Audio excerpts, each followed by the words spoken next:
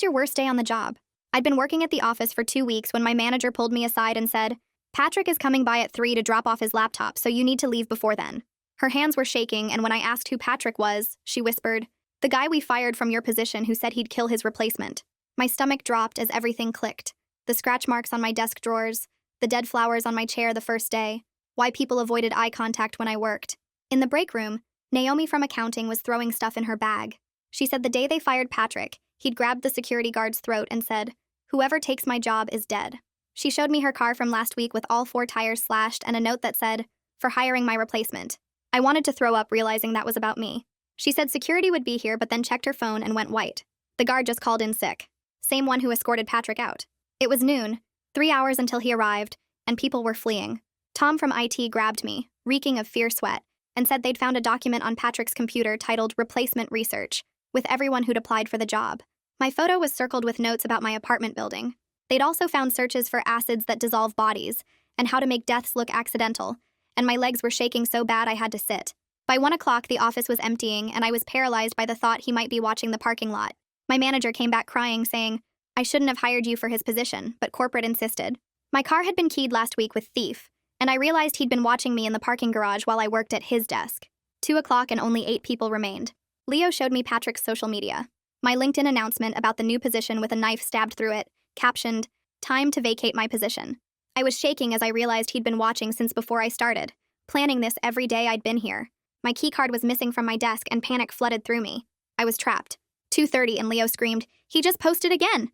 The photo showed our building's lobby from inside, taken 5 minutes ago, the security desk abandoned. My heart was pounding so hard I thought I'd pass out. Everyone ran for the elevator, but it was jammed with something wedged in the doors. The stairs were no better. Keycard reader smashed to pieces. We were trapped on the 10th floor and I could taste bile in my throat. 2:45 and my phone rang from an unknown number. My hand shook as I answered. Patrick's voice. You're sitting in my chair right now, aren't you? At my desk? Using my keyboard? I looked around wildly, feeling watched, violated, knowing dozens of hidden cameras could be anywhere. He continued. I worked that position 5 years, built those client relationships, and you've had it 2 weeks. Doesn't seem fair. The line went dead and I was crying, terrified, wishing I'd never taken this job. 2:50, and we heard the freight elevator moving, the one nobody used. My whole body shook violently as Claire whispered that Patrick had worked maintenance before our department, knew every way in and out, had copies of every key. People scattered to hide under desks and in supply closets, but I was frozen at his desk, my legs like concrete. Terror had locked every muscle. 2:55 and the lights went out with a loud pop. I bit my hand to keep from screaming as emergency lighting kicked in. 3 o'clock exactly. Footsteps came from the back hallway, slow and deliberate. My heart hammered so loud I was sure he could hear it from across the office. A voice called out, I'm here for my laptop and my job. Only one of those is leaving with me. I was sobbing silently, tears blurring my vision as the footsteps got closer. He said, I know you're at my desk. I can see the heat signature from the camera I installed months ago. Wave to me. The violation of being watched all this time made me want to vomit. I heard him breathing now, harsh and excited, just 1 row away. The security guard tried to stop me downstairs. He's not conscious anymore. Every instinct screamed run, but I was paralyzed with pure terror. Then he stepped around the corner, face twisted with rage, holding a crowbar with something dark and wet on it, my missing keycard in the other hand, and I knew I was going to die at this desk, his desk, and he smiled like he knew it too. Patrick took another step toward me and raised the crowbar high above his head. My body finally broke through the paralysis and I dropped hard to the floor, my knees hitting the carpet with a painful thud. I rolled sideways under the desk just as the crowbar came down and smashed into the computer monitor where my head had been a second ago. The screen exploded in a shower of glass and sparks that rained down on the floor beside me. My phone was still clutched in my sweaty hand, and I fumbled to unlock it while wedged under the desk, my fingers shaking so bad I could barely type. I managed to open the text to 911 and typed, "Help office attack," before Patrick's feet appeared on the other side of the desk. He was circling around, trying to find an angle to reach me with the crowbar, and I could hear him breathing hard with excitement as he dropped to one knee to look under. I pulled my legs up tight against my chest and scooted further back into the corner where the desk met the wall. His face appeared upside down, eyes wild and unfocused, and he swung the crowbar under the desk but couldn't quite reach me in the corner. Leo suddenly shouted from across the office. Something about calling the cops, and Patrick's head snapped toward the noise. I used those precious seconds to slide out the other side of the desk on my stomach and started crawling on hands and knees between the cubicle panels. The rough carpet burned my palms as I moved fast, staying low, hearing Patrick's heavy footsteps heading toward where Leo had yelled from. My phone vibrated with a text from 911 asking for our exact location and how many people needed help. I pressed myself against a cubicle wall and quickly typed back the building address. 10th floor, 8 people trapped with an armed attacker who already hurt the security guard downstairs. Patrick's voice boomed across the office, saying something about this being his workspace, his life. And then I heard a massive crash as he started smashing cubicle walls with the crowbar. The thin panels cracked and splintered under the metal bar as he worked his way systematically through the office, checking each workstation for hiding people. I kept moving in a crouch, using the maze of cubicles to stay ahead of him, pausing only to text updates to the dispatcher about his location in the office. The dispatcher texted back telling me to silence my phone completely and asked what weapon Patrick had and if anyone was hurt. I switched my phone to silent and confirmed he had a crowbar and mentioned the unconscious guard downstairs, my hand still shaking as I typed each word carefully. Another cubicle wall crashed down somewhere behind me, and I could hear Patrick getting closer, his breathing loud and ragged in the quiet office. Claire suddenly whispered my name from behind a big filing cabinet near the copy room.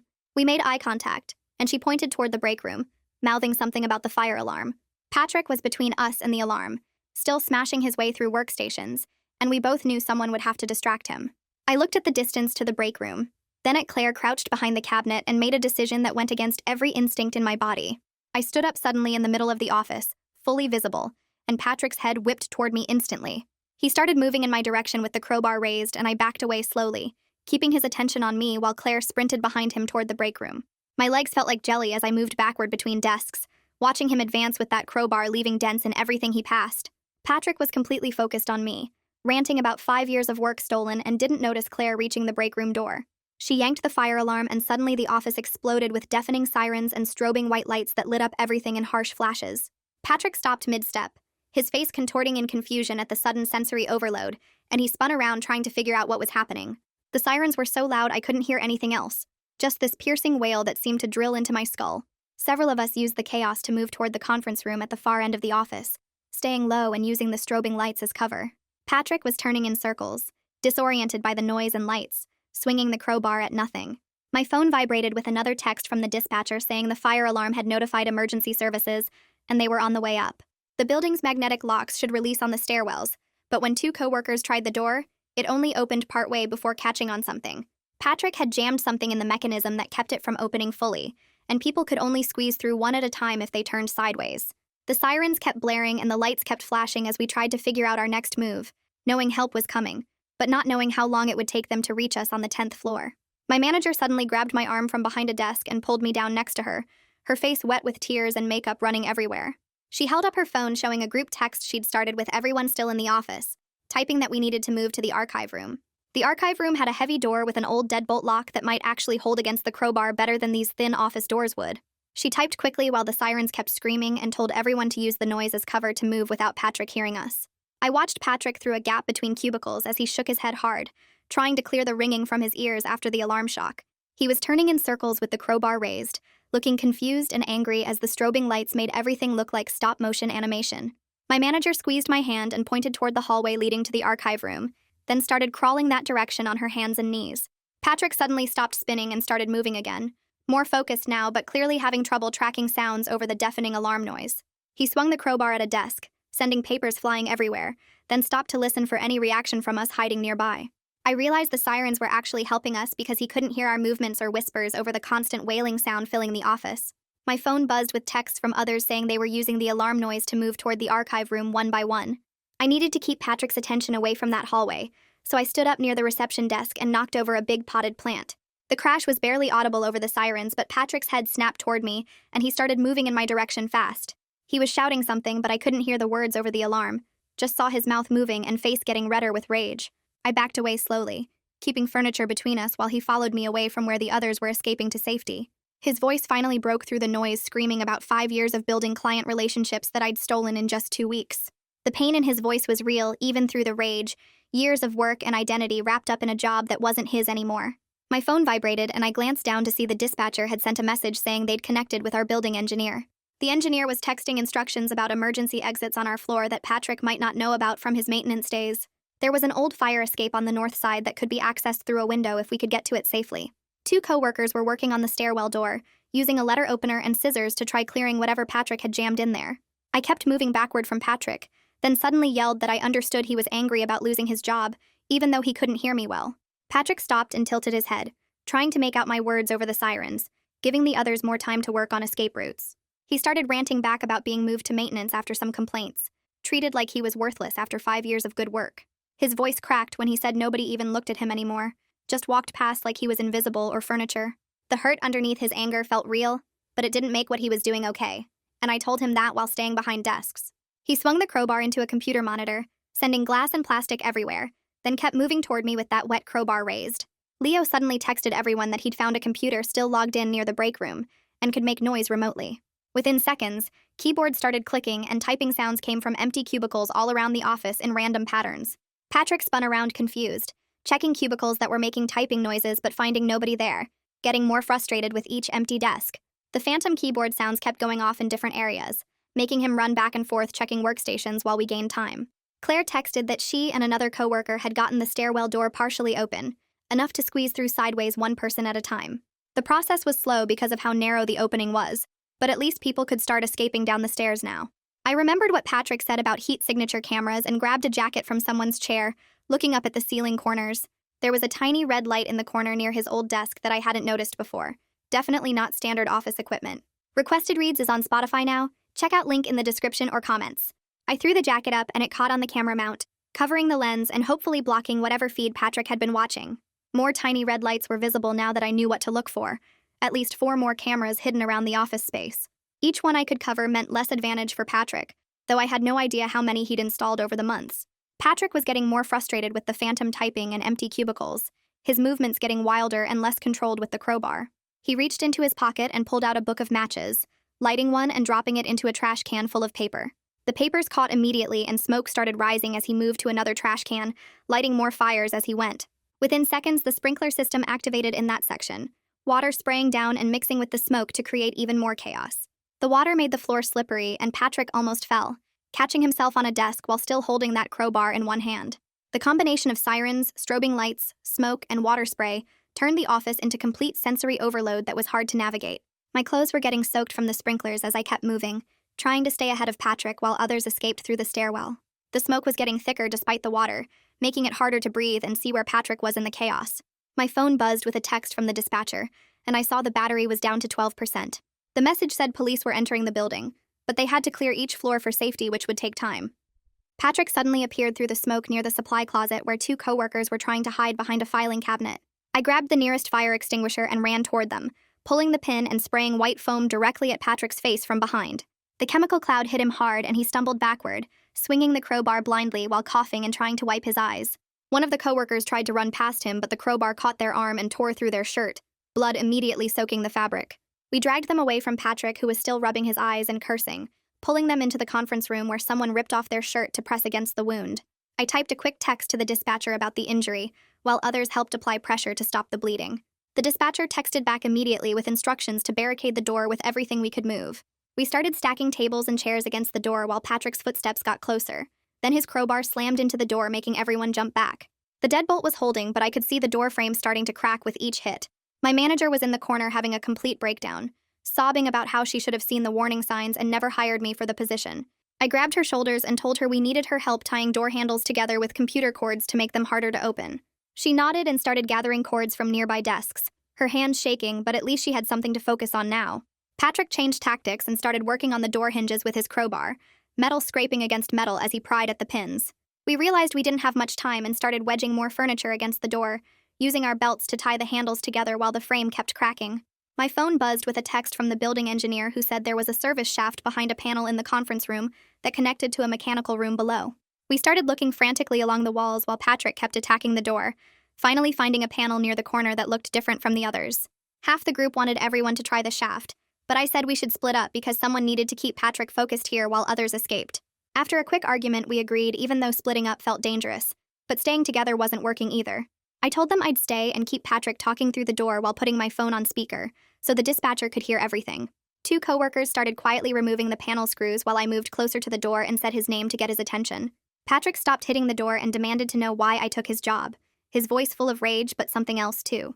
I told him honestly that I just needed work to pay my rent, and didn't know anything about him when I applied.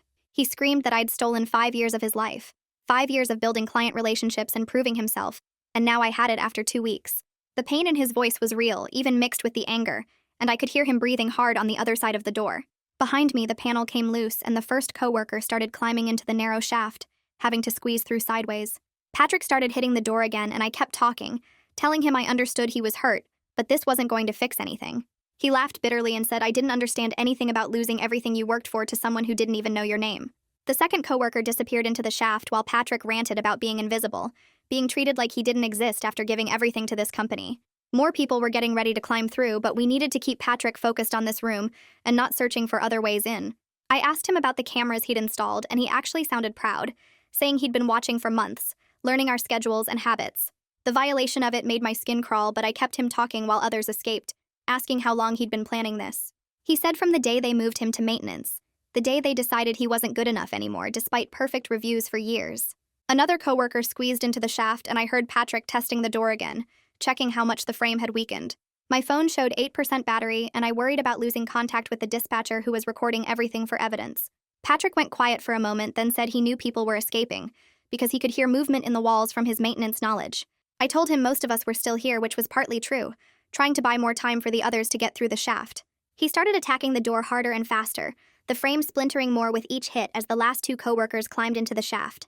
Only my manager and I were left with the injured coworker who couldn't move easily with their arm wound still bleeding through the makeshift bandage. Patrick got one hinge loose and the door shifted, hanging at an angle that created a gap he could almost reach through. We pushed more furniture but knew it wouldn't hold much longer as he worked on the second hinge with determination. The dispatcher texted that police were on the 8th floor, just 2 floors below us, but Patrick was going to get through before they arrived. I moved closer to the door and said loud enough for him to hear that I knew about the keyed car and the dead flowers he left on my chair. Patrick stopped hitting the door for a second and screamed that we were all thieves who took what he built. His voice cracked and went higher, then lower, like something was breaking inside him. My phone buzzed with a text from the 2 coworkers who'd gone through the shaft saying they made it to the mechanical room. They were looking for another way out, but we had to keep pretending everyone was still trapped here with us. I texted back quickly while Patrick ranted about 5 years of work stolen by people who didn't care about him. My manager was shaking next to me and the injured coworker was getting paler from blood loss. Patrick's voice got louder and more broken as he talked about building every client relationship from nothing. Then he went completely quiet, and we heard his footsteps moving away from the door. The sudden silence made my skin crawl worse than his yelling had. Nobody moved or even breathed loud as we listened to figure out where he went. The emergency lights kept flickering and making shadows jump on the walls. My phone showed 6% battery, and I turned the brightness all the way down to save power. Minutes passed with no sound from Patrick, and the waiting was making everyone more scared. The injured coworker started moaning softly, and my manager pressed her hand over his mouth to keep him quiet. Then we smelled smoke and saw it starting to creep under the door in thin gray wisps. Patrick had set something on fire in the hallway, and the smoke was getting thicker fast. The sprinklers turned on outside with a loud hissing sound, but smoke kept coming in. The dispatcher texted to stay low and use wet clothing to block the gap under the door. We grabbed jackets and shirts, ran them under the water cooler, and stuffed them against the door bottom. The smoke was already making my eyes burn and throat feel raw. Outside, we heard sirens getting louder, and my phone buzzed with the dispatcher confirming fire trucks were arriving. Police units were also coming, but she warned it would take several minutes for them to reach our floor safely. The smoke was building up near the ceiling, and we all got down on our hands and knees where the air was clearer. My manager was crying and holding the injured coworker's hand while trying to keep pressure on his wound. The wet clothes helped, but smoke still leaked through and made breathing harder. Then we heard footsteps coming back and the sound of metal on metal. Patrick had found bolt cutters somewhere and was cutting through the chains we'd wrapped around the door handles. The snapping sounds as each link broke made my stomach twist. I texted the dispatcher what was happening while trying not to cough from the smoke. Patrick was working fast and we could see the chains getting looser through the door gap. We pushed more furniture but knew it wouldn't matter once he got the chains off. My hands were shaking as I held my phone up and started recording video. If something bad happened to us, there needed to be proof of what Patrick did. The phone picked up his heavy breathing and the sound of chains falling to the floor. He started using the crowbar on the door again and yelled that he was taking back what was his. I made sure the recording caught every word while tears ran down my face from the smoke. My phone buzzed with a text from the coworkers who'd escaped through the shaft. They found another stairwell and were heading down to meet the emergency responders. They promised to tell them exactly where we were trapped. Patrick got the chains completely off and started prying at the door with the crowbar. The frame was so damaged that it started bending inward with each pull. We pressed ourselves against the back wall as far from the door as we could get. Some people were crying and others just stared at the widening gap where Patrick would come through. The smoke was getting thicker and making it hard to see across the room. My manager was whispering prayers while holding the injured coworker who'd gone unconscious. Patrick got one side of the door open about 6 inches and we could see his face through the gap.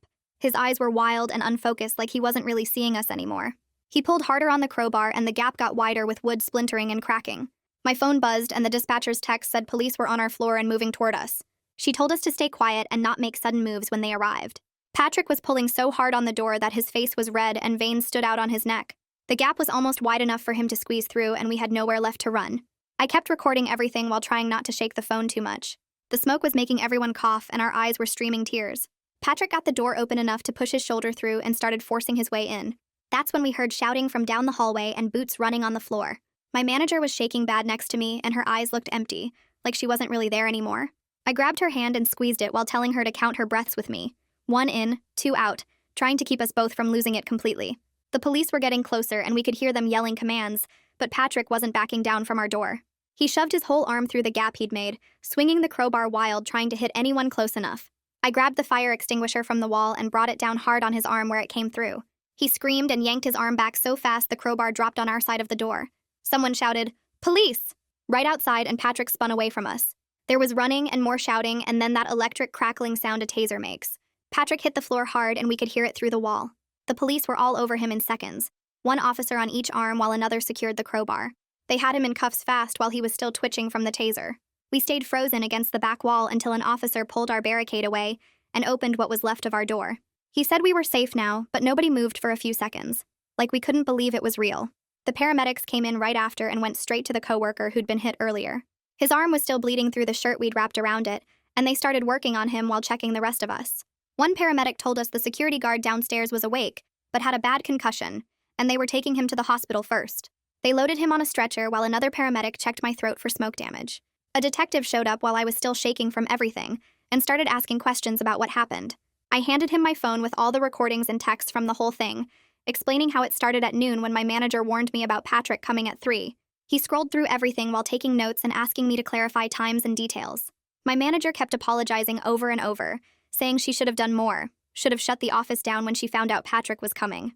The HR people showed up with their tablets and papers, talking about counseling services and paid leave, while also asking lots of questions about who knew what and when. You could tell they were worried about getting sued because they kept asking about documentation and whether proper procedures were followed.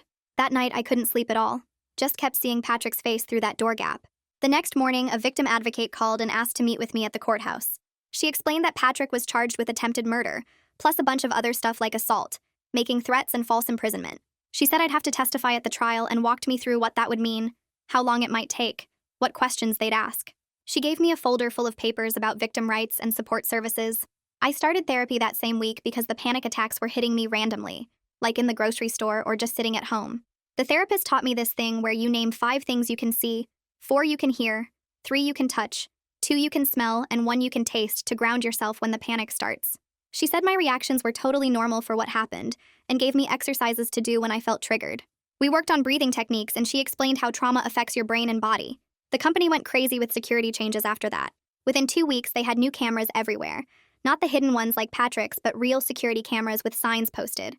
They hired 3 full-time guards instead of just 1 and put in panic buttons at every desk. The stairwell doors got new locks that couldn't be jammed, and they installed a whole new alarm system.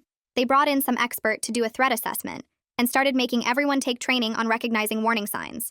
The expert said there had been red flags with Patrick for months that nobody reported properly. They changed the rules so that fired employees had to turn in all their stuff immediately and couldn't come back to the building for any reason. Building access got stricter too, with everyone having to badge in and out and visitors needing approval in advance. The new security guards actually walked the floors instead of just sitting at the desk downstairs. They also started doing background checks on everyone, even current employees, which made some people mad, but I was glad for it. My sleep was still messed up weeks later, and I'd wake up thinking I heard footsteps or Patrick's voice. 2 weeks after everything happened, the company offered me a transfer to their office across town, and I took it without thinking twice. The commute went from 15 minutes to an hour each way, but I'd rather sit in traffic than walk past that desk every day. Leo and Claire took transfers too while Tom decided to stay, said the new security made him feel safe enough. My new desk was on the 3rd floor of a building with actual security guards who checked badges and walked the floors, not just one guy who could be scared into calling in sick. The prosecutor's office kept calling with updates, and one morning Patrick's lawyer left a voicemail asking if we could discuss a plea deal. My hands shook deleting it, but the victim advocate called right after and explained Patrick was getting evaluated by psychiatrists, while his lawyer tried to avoid trial. She forwarded me parts of the evaluation that talked about Patrick losing his dad right before the demotion to maintenance, how he'd stopped taking his medication for bipolar disorder, how the job had been the only stable thing in his life for 5 years. None of it excused what he did, but it helped me understand how someone goes from employee of the month to hiding cameras in the office ceiling. 3 months crawled by with depositions and meetings until the prosecutor called to say Patrick agreed to plead guilty to everything. 8 years in prison with mandatory mental health treatment and a permanent restraining order that meant he could never contact any of us again. I actually slept through the night for the first time after hearing that. No more waking up at 3 in the morning thinking I heard footsteps. My old manager started sending me emails about all the changes she was making, new background check requirements and threat assessment protocols, and actually following through on the security promises this time. She'd attach photos of the new panic buttons and emergency procedures posted everywhere, trying to show she learned from what happened. I signed up for self-defense classes at the gym near my new office and spent Tuesday and Thursday evenings learning how to break holds and create distance. The instructor was this older woman who'd been attacked years ago, and she taught us to be aware without being scared of everything, how to trust our instincts without letting fear control our lives. Learning to throw a proper punch and break someone's grip on my wrist made me feel less helpless, like I had some control back. 6 months passed and I was actually enjoying work again at the new location. The panic attacks that used to hit me in elevators or when someone walked up behind my desk had gotten down to maybe once a week, and therapy helped me recognize the triggers before they got bad. My therapist had me write down 3 good things every day, even tiny stuff like good coffee or making it through a meeting without my heart racing, and slowly the good days started outnumbering the bad ones. I kept in touch with everyone who was there that day through a group chat we started. We'd check in when someone had a rough day, or celebrate when Claire got through her first deposition without crying, or when Leo went back to working late without being scared. We understood each other in a way nobody else could because we'd all been trapped on that floor together, all thought we might die at our desks. The security guard who Patrick attacked came to our monthly dinners once he recovered, said his concussion was worth it if it meant we all got out okay. When new people at my current job ask about my worst day at work, I tell them the truth.